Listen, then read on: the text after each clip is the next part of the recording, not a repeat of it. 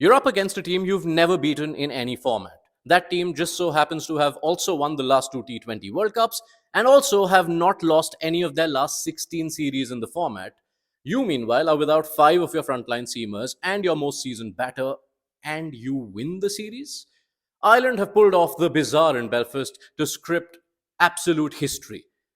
It's a series that was built for the debut of India's teenager. Instead, history was delivered by Ireland's two debutants, significantly older than Vaibhav Suryavanshi. You had Jay Mundra, 29-year-old hailing from Rajasthan, who didn't have a contract with Cricket Ireland, well, not at least till the start of this weekend. And the first ball of his career, he dismisses Sanju Samson. He follows it up with another first ball wicket of Sanju Samson in the second game. He is accompanied by Matt Hollard, a 27-year-old from Johannesburg who, up until last year, was playing club cricket in Dublin.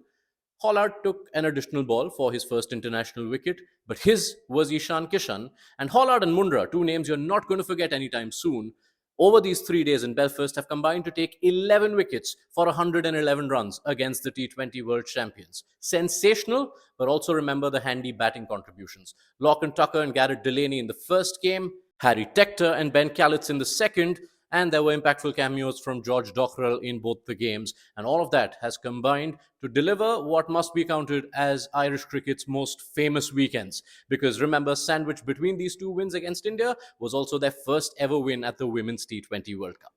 On the other side of the coin, for India, that is a quite forgettable start to what is a new chapter of their own. Shreyas Iyer's first series in charge, leading to India's first series defeat in the format since August 2023. And it is hard to make sense of a lot of what has happened over these 3 days in Belfast. India did hand out a couple of debuts in the second game to Prince Yadav and to Suryan Shedge, but they had a pretty much full strength batting side to call up upon. They didn't give a debut to Vaibhav Suryavanshi, but that instead meant they had the top three that had won them the World Cup and their new captain in Shreyas Iyer. And barring Abhishek Sharma's 49 in the first game, none of those batters had any contributions in the two outings.